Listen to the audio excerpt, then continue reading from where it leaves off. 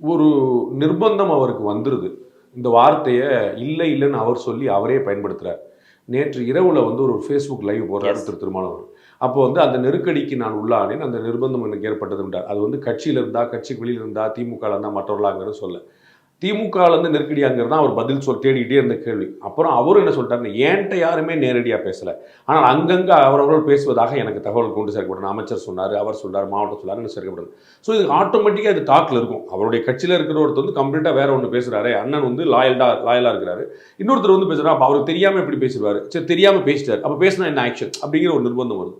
அப்போ இவர் அந்த கட்சியில் ஒரு ஜனநாயகத்தை கொடுக்குன்னு பார்த்தார். ஆதவர்ஜுனா உள்ளே வரும்போதே திருமாவளவனுக்கு அவர் யாருன்னு தெரியும். சரி, அவர் யாருடைய மருமகன், அவர் நேற்று வரைக்கும் எங்க இருந்தார்? ஏன்னா ஆதவர் வீடியோ போட்டிருக்காரு, என்னென்ன ஒர்க் பண்ணியிருக்கேங்கிறது ஆதவர் இவர் சொல்லி நமக்கு தெரிய வேண்டியதில்லை, இவர் சொல்லி நமக்கு தெரியும். திரு ஆதவர்ஜுனா சொல்லி தான் இந்த உலகம் சார். அவருடைய political direct active political life 1 year கூட கிடையாது.